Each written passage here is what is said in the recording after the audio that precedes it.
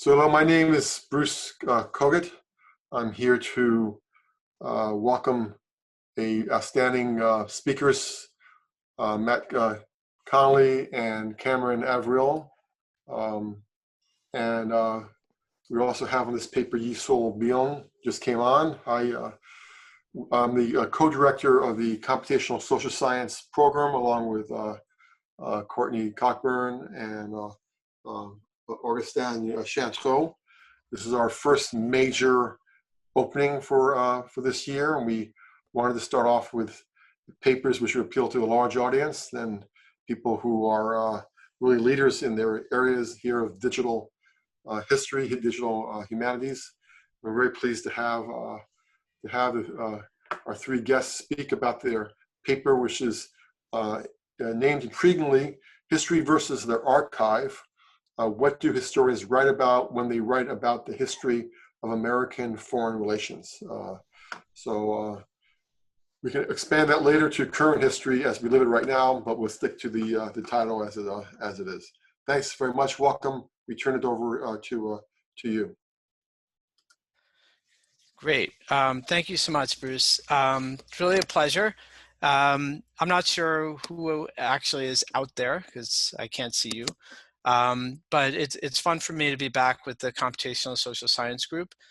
Some of you may know me from some work I've done data mining declassified documents to try to understand patterns and anomalies in official secrecy. And that's still what I do most of the time. But I have excellent students and they have great ideas. And two of them are with us tonight. In fact, they're not even students anymore. Cameron Averill graduated from Columbia. He majored in computer science, but he's also shown a lot of interest and ability in history. Seul Byeon was an undergrad at Yale, and she got her master's in Chicago. And some time ago, they came up with the idea of data mining scholarship on the history of American foreign relations and looking at the ways in which historians have used the archive and sometimes not used the archive. And so we've been working on this project for some time now, and to be honest, they've done a lot of the actual work in the project. But it's been a lot of fun for me because in a way I'm looking from 30,000 feet at this field that I've been working in for almost 30 years now. Again, it's the history of American foreign relations. Now, some of this is going to seem like inside baseball. We're going to be talking about what the work that historians do when they look at the Cold War.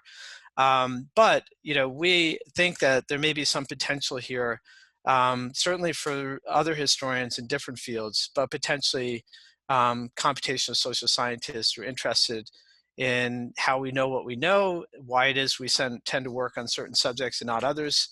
So we're using tools that are adapted specifically for history and for one subfield, but we hope anyway that there may be some ideas here for others. And we, in our turn, since we're mainly historians in terms of our own subject specialty, we'd love to hear from you about some of the statistical work that we do. So why don't we just get started and start showing some of our slides. A lot of what you're going to see is basically arithmetic. And also, to be completely honest, a lot of what we're doing basically is describing the data. And we're just beginning to think about how we explain what we're seeing. And so there again, it'd be, for me, and I think for my co-authors, it'd be quite valuable to hear from you as to what you see and how it is you might explain it. So this is our topic, right? It's how it is historians. We use archives, of course, but we use them selectively. And so we're trying to understand the relationship between historical scholarship and the source base. So let's go to the next slide. Now, in history, like other fields, scholars, when they do the literature review, they tend to look at the most prominent work, and they try to characterize their field and sometimes the whole discipline in terms of the things that they happen to have read. And so this is just, kind of a visual representation of that. It's a well-known work from a man, John Lewis Gaddis, who's one of the more prominent practitioners of diplomatic history. And he wrote about the landscape of history, and like a lot of other scholars, in the way that Dan Edelstein describes, he was selective in his reading, and he wanted to describe an entire discipline, but from a source base that really represents a small subset. And so there are some problems here. I won't read everything that Dan wrote. It's all in the paper, and we give other examples too. There are lots of issues here in choosing the most prominent work. And one of the things that we find particularly concerning is how, as more and more of us are using search engines to find scholarship, and more of us are using search engines even to explore primary sources, to explore the archives, that selectivity can be increasingly biased in ways that many historians are not even aware of. In the ways in which, for example, search engines will rank things by relevance, right, and lead us to overlook things, or in some cases, not see things that we didn't know to ask for because we didn't happen to use the keywords, for example, that we would have to have used to find those sources. So we could see the next slide. So what we thought to do would be to take a journal. It's the journal for the only scholarly society for the history of American foreign relations. It's been published since 1977. It's the main journal in the field. There are a few competitors, and I can talk about that and whether that should be a factor here. And what we did was we extracted the articles, so disregarding the book reviews and some other non-research articles from our data set. And then we took that to represent, and this is something we can discuss, we took it to represent the field of American diplomatic history. And we extracted from those articles the years that scholars use in describing that history. Because we thought that just extracting the years would be a good way of representing the different periods of history that they work on. And then alongside that, we extracted from those articles references to a source called the Foreign Relations of the United States. The Foreign Relations of the United States is far and away the most cited source of all. It's more than 300,000 documents that have been selected by State Department historians going all the way back to 1861. And if you could show the next slide, Seul. What this represents is just how frequently historians cite this particular source. And as often happens in history, in many cases, they're using this source as a point of departure. They find documents, declassified documents in the Foreign Relations of the United States, and then they go off and they find other documents like it in archives and in other published sources. So this, we feel, is a good way of getting some sense about the kinds of sources that historians are using and from what period and on what topics. If you could show the next slide. This will just give you a flavor for it. There are now over 400 volumes of the Foreign Relations of the United States. These are the most frequently cited volumes. And one thing, if you go back for a moment, one thing to notice is how it is in that second column, you can see the particular years where these documents date from. And what we notice right away is how it is so much of the scholarship dates to the early Cold War. And we'll be showing that in greater detail in a moment. But if you could look at the last column as well, that's the release year. And so the thing to notice is it typically takes anywhere from 20 to 40, sometimes 60 years before documents that were once classified are reviewed and released to scholars. So there's a lag period, and we're going to talk about how we can look at that lag and look at the way the delay in the release of documents has an impact in terms of the kind of history that scholars write about and the kind of history that they typically ignore. So I'm going to turn things over. And I'm going to let my co-authors take it from here. Okay, next slide. So just to reiterate our central questions, we were interested in which time periods command the most attention in diplomatic historical scholarship, and also how those focuses change over time in relation to the declassification of this one archival source, Foreign Relations of the United States. So first slide. Next slide. So as Matt mentioned, the primary thing we noticed when we looked at the years mentioned in the body text of diplomatic history articles is an overwhelming focus on the Cold War period, especially the early Cold War period. So what you see here is a graph of the year mentions in all diplomatic history articles published since the journal's start in 1977, and basically categorized by the year that the article was published. And what you see almost from the beginning, with the exception maybe of 1977 to 80, is a strong focus on the Cold War period. We do see some forward movement starting around 1989 and 92, But then it sort of stalls and we remain sort of locked into this 1945 to 1965-ish period where a full 50% of articles concern that time period. So again, just the overwhelming focus on the Cold War. Next slide.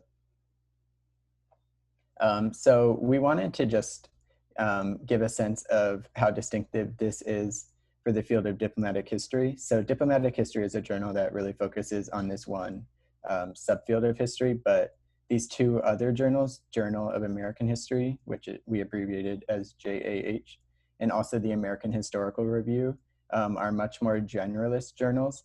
And you see that the content that they're mentioning covers a much wider range. So they also, the most common period studied is still this Cold War period, but to a much less degree.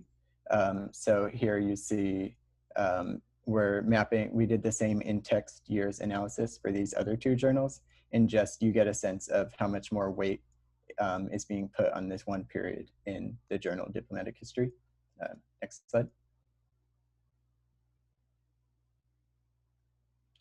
So we didn't only want to look at the in-text years mentioned, we also wanted to get a sense for how the emphasis in diplomatic historical scholarship has moved over time in relation to basically the archival source space. So what you see here is a 2D histogram, more commonly known as a heat map, that's plotting all citations to Frus in the journal Diplomatic History over time. So on the x-axis, you see the subject year of the Frus volume. So Frus volume with the subject year 1945, all the documents concern the period 1945. And then on the y-axis, you have the article year, which is the year that the article was published in Diplomatic History. And what you can see is this same emphasis on the Cold War period, where we have sort of the regions of green and yellow really congregated around 1940 to 1960. And this holds relatively true over time with some forward movement to encompass later decades. Next slide. So why are we seeing this pattern? So we thought that one possible explanation was just that there are more good documents concerning the Cold War period. So in a way, this is true. As you can see here, there are many more Frus documents for the Cold War period than for basically any other. So it might just be that there's more material to work with. So with that question, I'm going to pass it off to Seul, who's going to take us through some other possible explanations for what we're seeing. Yep. So another angle that we were examining is whether scholars are privileging documents that were released at a certain period, that were released during a certain period.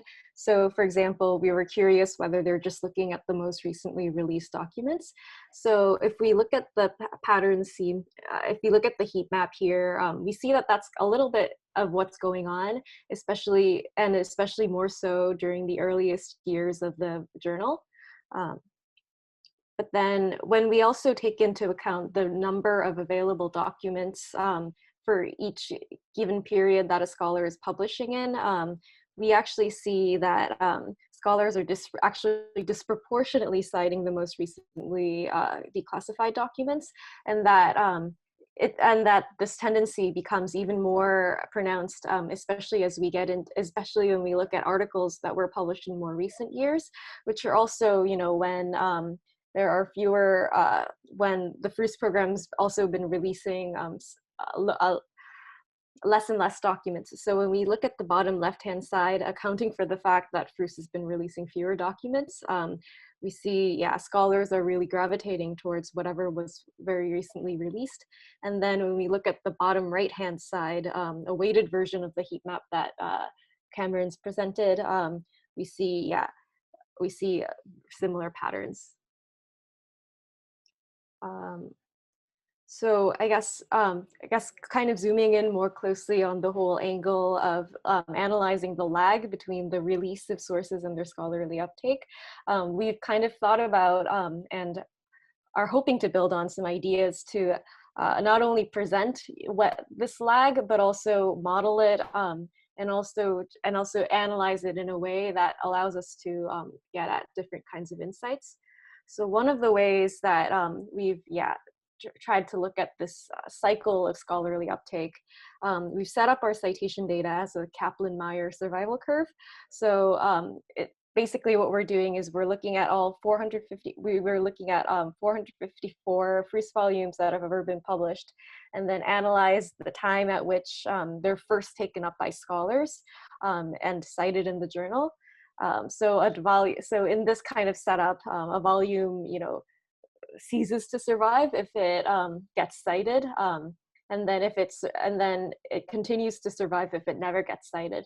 And here we're showing you a subset version of this survival analysis that looks at just the Fruce volumes that have been published ever since the journal was first launched in 1977, where we see that the survival rate quickly drops off in the first 10 or so years. So within 10 years, Fruce volumes published get quickly cited and incorporated into the scholarship. And then I guess a different way that we wanted to present this was looking at all of the citations and how the lag between the article publication year and the Fruce volumes release year is distributed, and looking at all of the citations beyond the first time in which a volume is first cited. And we see also that within the first 20 years is when when more than a majority of the citations happen. And we see some abatement of that trend when we look at the right-hand side in recent decades, but a similar pattern kind of pervades. And with that, I guess I'll hand it over to Matt to talk about some of the underlying factors causing these patterns that we've shown. Yeah, when we first started looking at this, my suspicion was that a lot of historians who write about history of American foreign relations, we love to work on the secret stuff. We like to see things that nobody's been able to see previously. And we like to report what we find. And this is one reason why, outside of diplomatic history, some people look at the field as, a little bit like journalism 30 years later. And not all diplomatic history is like that, but certainly, I think a lot of us, early on, we get interested in this field because we want to know, what happened when there were covert operations, when there were high-level negotiations. And the only way to find out, in some cases anyway, is to wait. And sometimes we have to wait 30 years, sometimes more. Now, there are other ways to explore this kind of history, but for sure, the core practice is to paw through, boxes and boxes and go to every archive and try to reconstruct the past through that documentary record. And so what I thought we might find was that in recent years, that practice has gotten to be more and more problematic because, as you can see here, this is representing the number of pages declassified. Immediately after the Cold War, there was a surge in declassification. And it peaked, right around the late 1990s. And ever since, there's been a decline, and in fact, almost a collapse in the number of documents that have been released to researchers. And this is not what you would expect if you thought, and it's true, that the amount of information, including classified information, would continue growing. The problem is that every page has to be reviewed page by page by humans who have to decide. In some cases, they have to redact these documents line by line. And so that's led to a situation where there's more information and more secret information than ever before, but the practice for reviewing it and releasing it to the public is the same as what it was 50 and even 75 or 100 years ago. So if we could see the next slide. This is also true, we already saw it in terms of these State Department volumes, which include documents from across the government, including the Pentagon and the intelligence community. But it's also true when you look at other sources, like in this case, the Central Intelligence Agency. They recently put online 11 million pages of declassified records, which sounds like a lot, but when you look at the distribution over time, what you find is that there's a lot of sources for the same period of the early Cold War, but less and less as time goes by. And in fact, very little has been reviewed and released for any of the history of the last 25 years. So this is having a real impact. And yeah, so if you show the next slide, I'm going to end with some questions for us to discuss, but maybe the slide to leave in front of you are those 4 heat maps, you know, to show the impact this has had.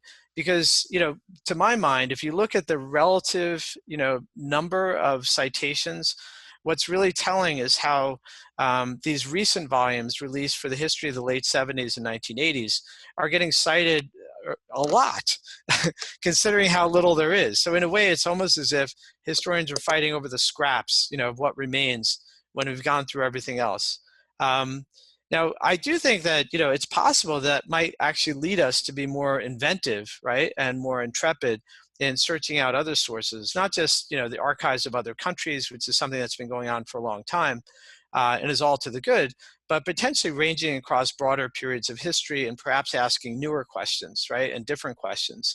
And so when you look at those heat maps and you see how the whole history of the late 19th century and even the first half of the 20th century, it's almost like unexplored territory. I think that there's probably a lot that could be done, you know, with different kinds of studies over broader swaths of history. But if you care about, as I do, and I think most of us probably do, if you care to know, you know, what it is the government is doing when it's doing it in a way that's classified, then I think there's something troubling, not just for this particular field of history, but for society more generally. If even historians, even 30, 40, and 50 years later, simply don't have access to the sources to reconstruct that classified history, that secret history, I think it's really quite troubling. Now, the questions we have for discussion is, you know, one is, you know, in a way, it's almost a philosophical question. Like none of us, I don't think, would expect that historians are going to treat all of the historical record equally, right? But, you know, I think we probably should, you know, consider whether, you know, for example, if historians, in some cases anyway, are influenced by current events, then maybe they would look back in different periods of history that seem to anticipate or parallel more current events. Similarly, if you think that historians, and this is true, they are interested at times in different aspects of the past. They might be newly interested in environmental history or gender history. Then again, you would imagine that they would range across history and not only work on the most recent history and the most recent documents. But if that were the case, then I think you would expect there to be more of a random pattern than what we saw. So I think that's a question to think about, right? Is what do we expect when we look at historical scholarship? And if we don't expect it to be random, would we expect it to have this kind of distribution? And should we be concerned at that? Another is like, you know, maybe a methodological question, you know, is how it is, you know, we might be able to demonstrate what I think, you know, the data suggests to me there is a connection between the decline in the availability of sources and the kinds of topics and the kinds of periods of history that historians tend to write about. So we've mainly described the data, but I think we need to do something to show that there might be a causal relationship here. And I'd be interested to hear suggestions about how we can do that. And also, of course, there may be other explanations that we haven't thought of. So I'd like to hear about that too. Okay, so we've taken a little bit more time than I thought we would, but we still have plenty of time for discussions, for questions and discussion. I've gotten a few questions in the Q&A. One of the questions I find a little bit provocative, Sasha Disco asks, are we convinced of this methodology as historians? And I have to say, you know, we've been pretty specific, you know, about using a particular, you know, particular source base, 2 different ones actually, to try to answer questions that are specific to one field of history. And this happens to be a field I've worked in for a long time. Now, in doing, you know, digital history, the kind of historians, you know, who like mining large corpora, there's a bit of a catch-22, because if what you discover is completely unexpected and even shocking, then our colleagues in history tend not to believe you. But if, on the other hand, you confirm things that people expected to find, then they ask, where's the value added here? I think we're in a good place because what I'm seeing and what my colleagues and I have seen is not completely shocking. It is consistent with some impressions that I've had about the field. But there are also things here that I think are quite interesting. I mean, the fact that there are large periods of history that are, almost undiscovered territory or the dark ages almost, I think is something that I wasn't necessarily expecting. So I think the methods are sound, but we're just now beginning to put this work out there. And I'm sure that historians are going to question the data and they're going to question our methods. And so I look forward to your questions about reasons why we might not be convinced of our conclusions. I'm going to let Yesul and Cameron answer that too, but I'll just put one other question out there that we've gotten. And I haven't read all this. Well, there's a bunch of questions actually. Cameron and Yesul, can you also see the questions, by the way? You can. Okay, good. I actually can't see the questions while I'm screen sharing. So well, why don't we stop the screen sharing and then you can see the Q&A as well. So let me ask Cameron and Yesul if they want to answer that question about how convinced we are at these methods, because this is very new work. So I'd be curious to hear how convinced you all are, the two of you. And then I'm going to go and skim through some of the other questions and I'll start picking them out as well. I can go first. Well, I think there's sort of the difference between being convinced of digital history methods in general and then the particular ones that we use. So I don't want to talk about in general, but I think ours is convincing for reasons that we mentioned in the paper, which is that the data set we're looking at, like we sort of know exactly where the data points come from. So there's not sort of this huge context loss. Also, I think by looking at year mentions as opposed to something like a term, the Enlightenment, or something much more open-ended like that. Obviously, year mentions their meaning can vary depending on context, but there's not such a huge interpretive hurdle as there is with sort of these more open-ended terms that are sort of common in other digital history scholarship. So I think I wouldn't be presenting on this if I weren't convinced by the methodology that we used here. But there is definitely, anytime you're venturing into sort of new methods, there are risks. And I think a lot of people have talked pretty compellingly about some of the pitfalls of digital history, especially the one Professor Connelly mentioned around sort of the point of obviousness of some of the scholarship. But yes, as far as our paper is concerned, I am convinced. Yeah, the only thing I'll add is that in other disciplines, social sciences or the sciences, there are all these ways for scholars to aggregate the field of knowledge I guess the range of knowledge that's available in the field through different ways of going about meta-analyses, and it's always kind of I guess puzzled us to think that there isn't a commensurate way of going about systematically analyzing the available knowledge about a subject in history. So I guess this is kind of a way to kind of think about ways to make that possible, and yeah, we're hoping it convinces other people too. Yeah, okay. And, there are other works that are not so different. For example, there was a big debate. A book came out called the History Manifesto, where a couple of historians wanted to argue that historians weren't being ambitious enough, that we tended to be more and more narrow in our choice of topics. And the debate played out in the pages of one of the journals we mentioned, the American Historical Review. And the protagonists mined the years mentioned in the scholarship. So they were taking them out of the titles of works. And what was interesting about it is in the end, they actually found that if anything, historians generally outside the field of diplomatic history, but looking at the entire profession, have been exploring broader, periods, and if you can take that as a measure, they were looking at, larger subjects, right? At least measured chronologically. So this is not, the first example. And in fact, there's a field of research many of you might already be familiar with in computer science to extract temporal information from textual data. for research purposes. So we see ourselves as, you know, in a way, it's not a bad thing, right? We're in line with the work that others have done. But as Cameron was mentioning, other historians, you know, have in a way more ambitiously tried to look at language itself to see whether, you know, for example, you can find trends in scholarship on the Enlightenment. But the problem you run up against is that context is everything, right? And so the Enlightenment can mean many different things.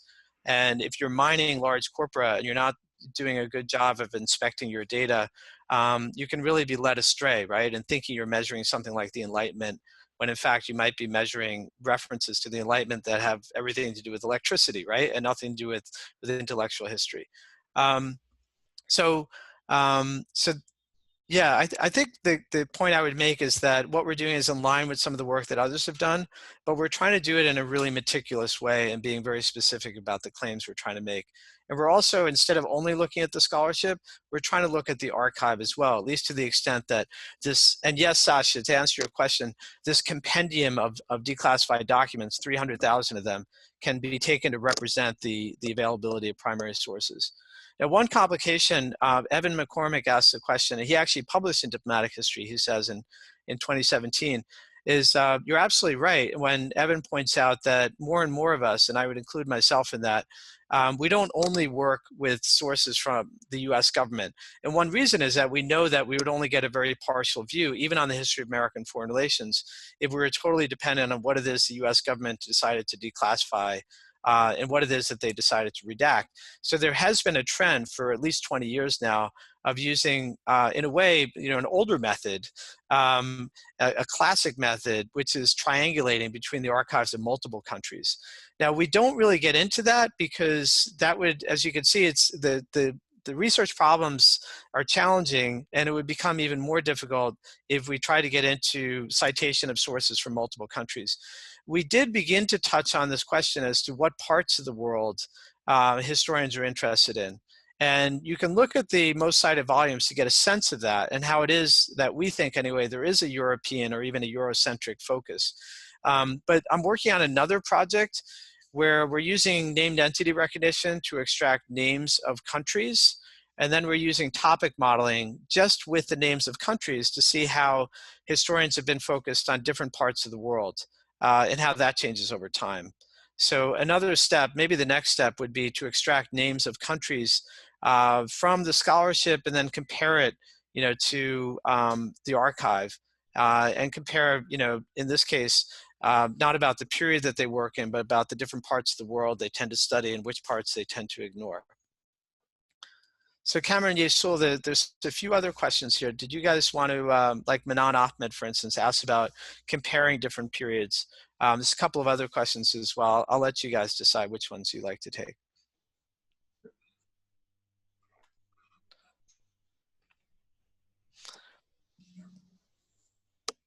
But since you need Manan, why don't you start with Manan and yeah. Okay. Otherwise, you're just teasing him. That's all. You know? Yes. Well, you know, if we could, for a moment, we circulated a paper that has, you know, some of the heat maps we mentioned, and we felt that would be a way of comparing different periods to answer Manan's question. And so you can look, for instance, at to what extent do historians in different, you know, periods going back to the mid-70s, to what extent do they, you know, focus on the Cold War versus other periods, right? So you can look at the period of the Vietnam War. And in this case, anyway, we're not separating out the sources relevant to the Vietnam War versus everything else in this period. But I personally expected that there would, in fact, be a lot more, you know, work on the late 60s and the early 70s. There have been 19 different volumes of Fru's documents just on the Vietnam War. And if you go to the conferences that we have for American diplomatic historians, usually there are huge, you know, panels. You know, they tend to be packed with people interested in Vietnam. So I thought there would actually be more interest in the period of the late 60s and early 70s. And we don't find that, not so much, right? It really does seem that disproportionately, there's still an enormous focus on the early Cold War. But if we do continue to see that movement forward over time, then I do think we'll probably see more work on that period as well. Tim Fry asked a question about professional incentives. So a different hypothesis for how historians end up writing on certain subjects would be, for example, if you see like John Gaddis, one of the most prominent diplomatic historians, if you see that he made his name writing on the origins of the Cold War, and some of the most cited work in diplomatic history has to do with, who started the Cold War, to put it a little bit simplistically, then you might think that there's a professional incentive to take him down, right? To challenge, some of the most prominent work and the most prominent historians. So, one idea would be to see whether, published scholarship on a particular period or topic or both is itself predictive of more work being produced on the same topic. That's something we haven't really explored yet, but I think that there are probably statistical methods, to see whether that's the case.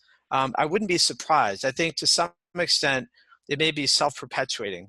When you have a certain body of scholarship on a particular topic, instead of just abandoning that and moving on, I think it's possible that you might see an effect where you get more scholarship on that same topic, right? Because there may be a professional incentive to do that. But certainly I think there is another incentive, certainly, that is to publish from, new archives, new sources, whether it's newly declassified or newly discovered, or sources from different countries, from hard to access archives. A lot of us as historians, we really value research, and again, in a simplistic way, sometimes what we think is evidence of good research is somebody who's discovered sources that nobody's used previously.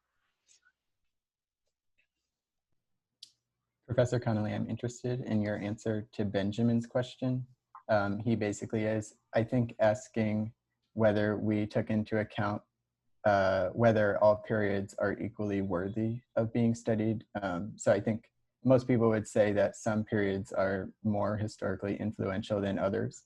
And he wants to know if we have a good sense of how we could take this fact into account quantitatively. And I think you have actually written some stuff sort of related to questions like this. Yeah, it does go to this question about, we wouldn't, expect that historians would work on every part of the historical record as if it was our job, to cover everything, right?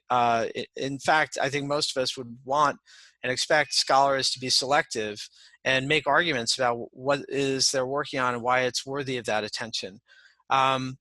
So, there are different ways to approach this. One reason why we undertook this project is because it can be frustrating, right? Practically every historian, if they're going to spend 6 or 8 or 10 years of their life working on a dissertation and then a book, they're going to tell you it's because their particular topic, was central, right? Was incredibly significant. And so, I anyway thought, it'd be interesting to explore ways that you could begin to adjudicate those kinds of claims. And to be honest, it was a bit of a shock to me. I spent about 10 years of my life working on the Algerian War for Independence. And I make all kinds of arguments about how North Africa was the crossroads of the Cold War, and how it is that, looking at North Africa and the clash of empires, you can begin to see the origins of the post-Cold War era. And so I did what most historians do, right? I took a topic, one that I could manage in 5 or 10 years, or as long as it took to get tenure, and then I tried to make of it, something that was going to be the history of the world, right? So when I looked at some of the data, like for example, just counting mentions of different countries, not just in this particular corpus of foreign relations United States, but several others, right? Looking, for example, at those CIA documents that I mentioned, looking at the papers that have been declassified at presidential libraries, looking at the State Department Central Foreign Policy files. If you extracted names of countries, and it's a little bit crude, but if you just started with that and you looked at rank ordered lists, Algeria's nowhere.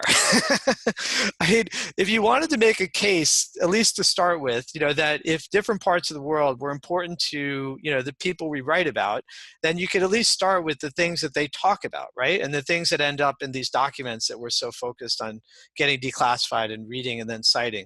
And so if you went about it in that way, you probably wouldn't start with Algeria, right? There's probably 20 other countries. There are at least 20 other countries that, at least in terms of word frequencies, how frequently they appear in the historical record, would seem to be more important. So, I don't want to be simplistic. I think that, a lot of important history is always going to depend on a close reading, a particular text.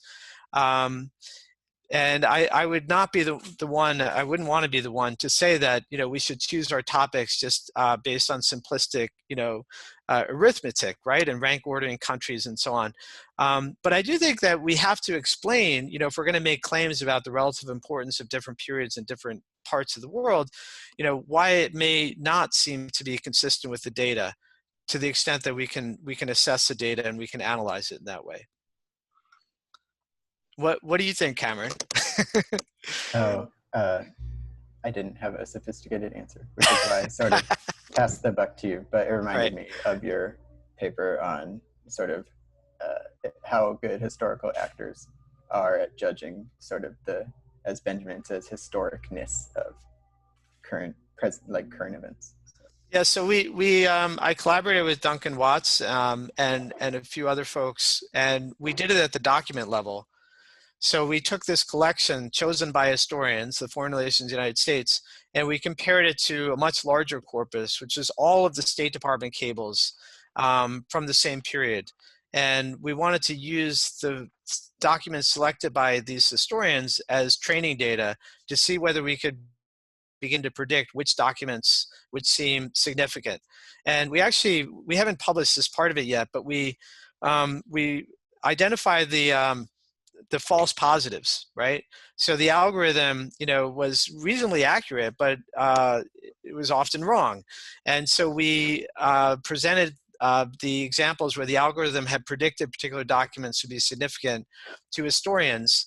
And we found that the historians are more likely to agree with the algorithm, first of all, than they were to agree with one another. And they were also more likely to agree with the algorithm, those algorithmically selected documents, than they were to agree with the choices of the editors of the Foreign Relations of the United States. So to me, that's quite striking and in a way promising, because we are going to be dealing with a real problem. If we do manage to get, millions and potentially, tens of millions of documents declassified, there comes a point where it becomes overwhelming and we don't have the usual archival tools like finding aids to use to find what really matters. And so we are going to have to begin using other tools, to figure out, where to begin, right? And what it is we're going to read if we can only ever read a small fraction of the source space. So there are different ways of getting at this question of historical significance. One last one I'll mention is I collaborated with a statistics professor named Rahul Mazumdar, and we used traffic analysis, just looking at the frequency with which documents are produced, in this case, cables. And we were interested in whether bursts of cable traffic could help us identify historical events. And the short answer is that it does. And in fact, you can develop rank-ordered lists of those events, in this case from the 1970s, that seem to generate bursts of activity, or at least bursts of communication. And here again, we wanted to see how that would compare with how historians would look at events.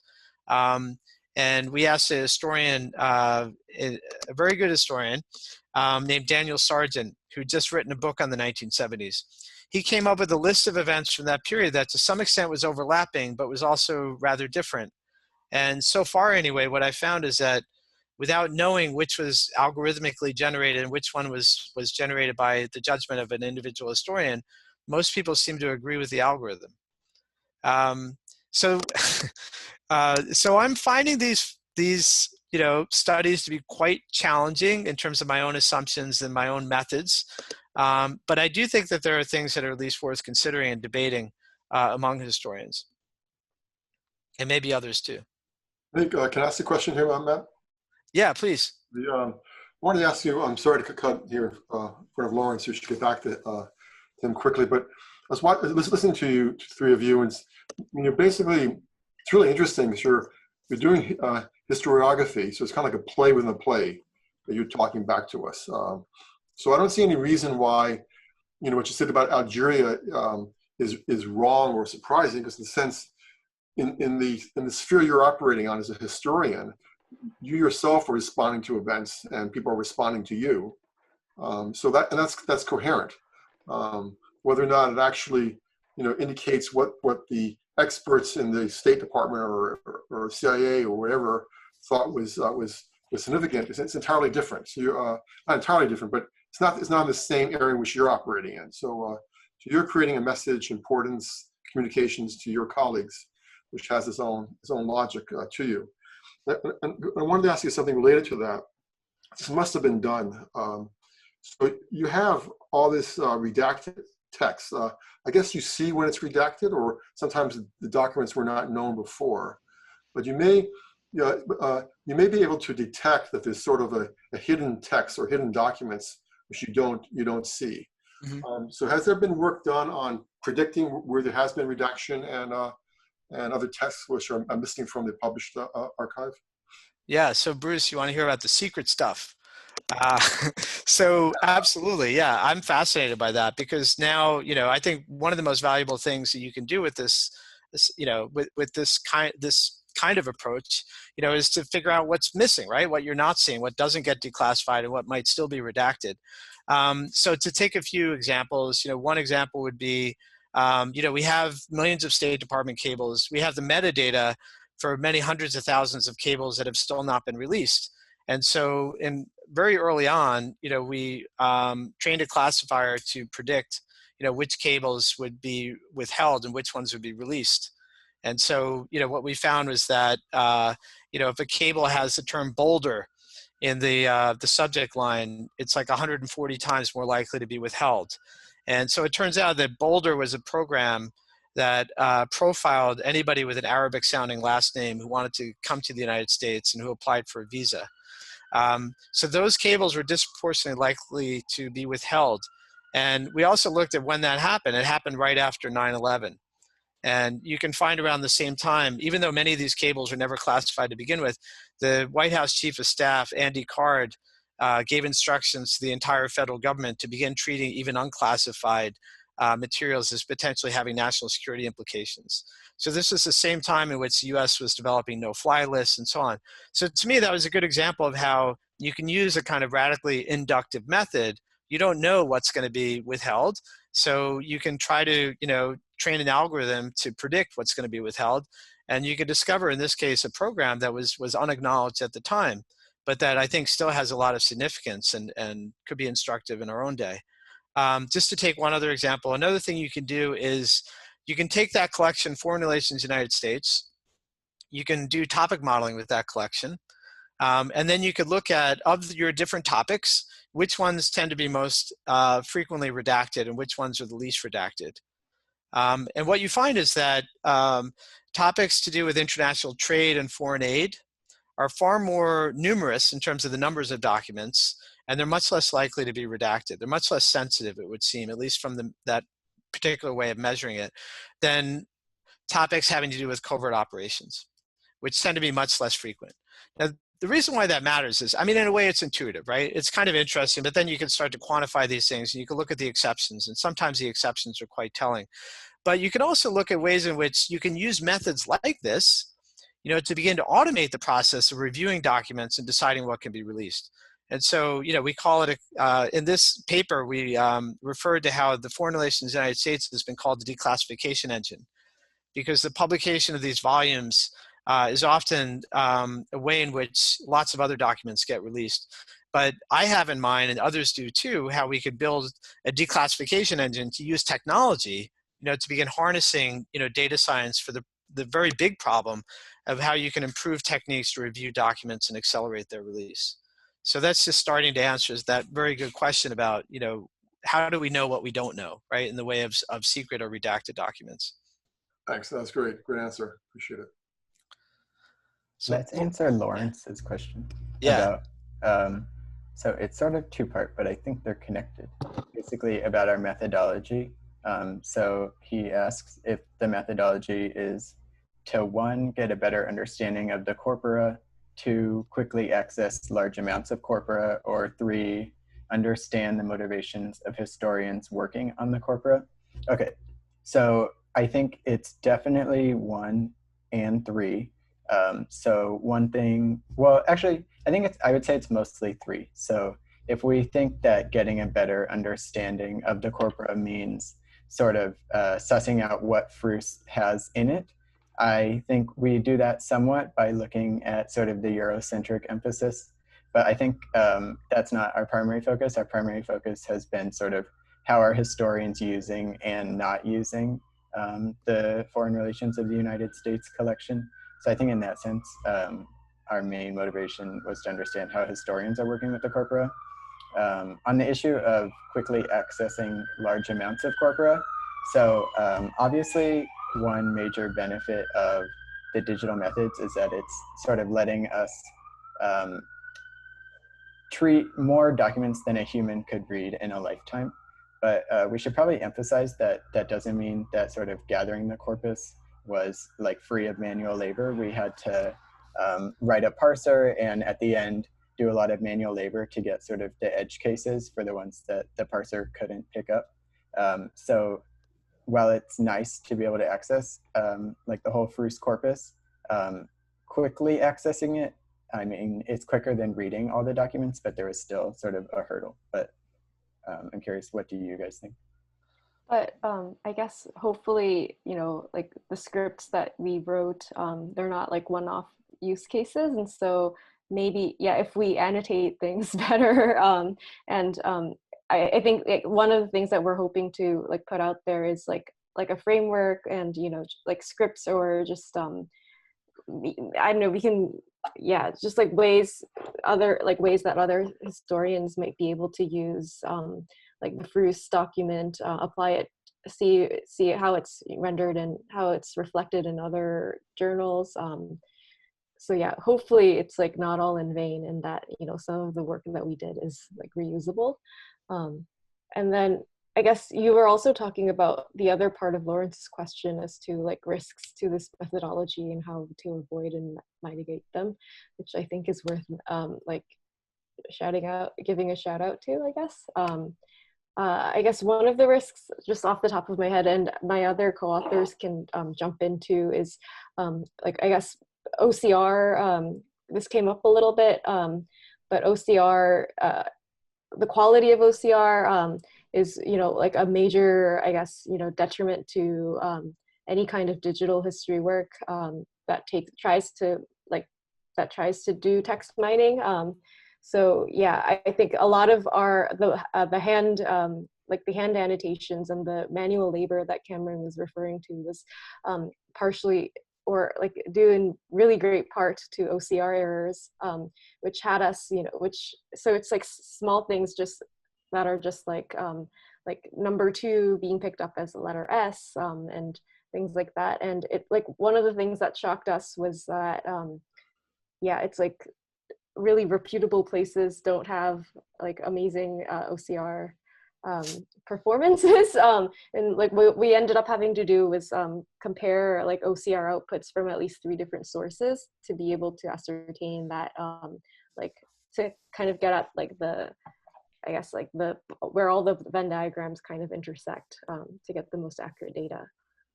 Yeah, a lot of historians, I think, still, even though this is starting to get written about, you know, JSTOR is terrible. You know, a lot of the data is basically unusable, right? Like, we would have loved to do the same kind of analysis with these other journals, the American Historical Review and the Journal of American History, but the OCR data is just unusable, basically, for purposes of this kind of analysis.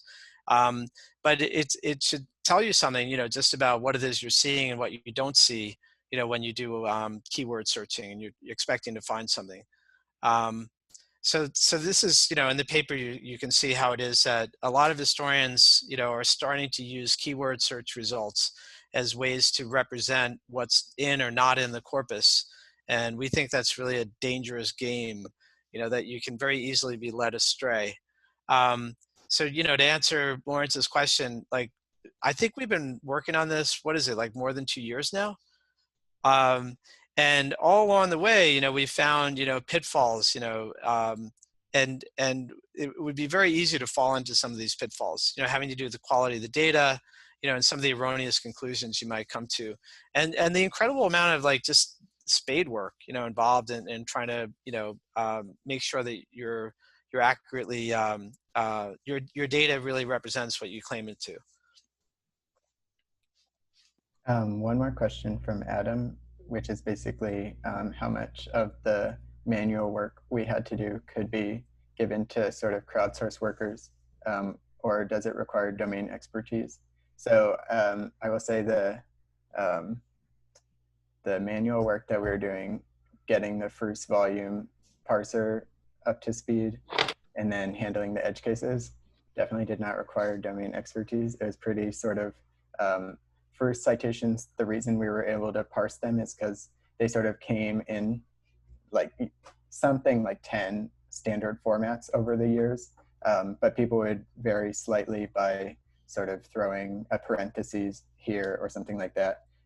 But it was pretty clear when they were referencing like a given volume and year and sort of the sub-volume info. So I think if we had the funds, we could definitely crowdsource this. So Bruce, oh, go ahead, sorry. Oh, one thing that I guess doing all this manual labor like made us think of is that like maybe like historians, like one of the ways that like this, one of the ways in which this kind of work could, take off, or, like maybe historians could think about like more standardized ways of like citing sources, because so it's like for bibliographies there's like a very standard format and it's for everyone's benefit that people are citing in certain ways. There's not so much of that standard when it comes to primary sources, and that was like the big wall that we ran up against. And so like maybe like a policy I don't know, like conclusion that we come up to, or it's something that maybe the field as a whole might want to talk about, is like how to think about how to cite sources, primary sources, whether there are ways to standardize it. Is it worth standardizing it? Does it, do we lose something by standardizing it, or Well, I'm skeptical. It's really hard to change people's citation practices or even make one author consistent, as most copy editors would tell you. But Bruce asked me to end on like the promise of digital history, to kind of take a step back, right? So, one of the knocks on digital history is that it's been promising for a long time, And so what's really needed is like digital historians have to deliver. We have to deliver, findings that are, at least to some extent anyway, surprising, right? Things that people didn't already know. But I think that's been happening. I'm quite encouraged. Here at Columbia, we have a number of historians who've been publishing digital scholarship, and making empirical claims, and I think demonstrating them and getting published in very prominent journals. So Columbia, as it happens, has a really strong program now in digital history, which is fantastic. But the field as a whole, I think that, is really where we need to go, is not just promise, but actually deliver. And I do think that the methods that we describe here, I don't know how replicable they're going to be for different fields of history, but I do think it's worth thinking about ways, as others have done in other fields in digital humanities, ways in which digital methods can change, not just the way that we explore archives and make arguments, but also like just how we look at our field, right? And figure out what we're missing. You're muted, Bruce. Thanks, everyone. I want to make one quick comment. Matt gave me a bunch of things to read. He says, hey, read all these things. So I guess that's what historians do. So I read all this. Next time I'll just do topic modeling and cut it short. But there was a lot of innovation in those articles. So I think one thing which I was impressed by is not just taking technology and putting it into history, but there's a lot of added value being done in history, which is quite impressive. I'm sure you see that, but in case it's not obvious to you, actually it was quite thrilling to read through all the recent work. Thanks very much. This is a great start to our series on this, and we look forward to hearing about your work in the future. Especially you have two great people to work with, Matt, and you got this thing working on the computational social science, and now with ISERP. So thanks so much for your efforts too. Okay. Thanks everyone. Look forward to seeing you next time. Thank you, Bruce. Thanks everybody. Do reach out if you have any ideas or suggestions. We really appreciate it. Yeah. Bye-bye, everyone. Bye-bye.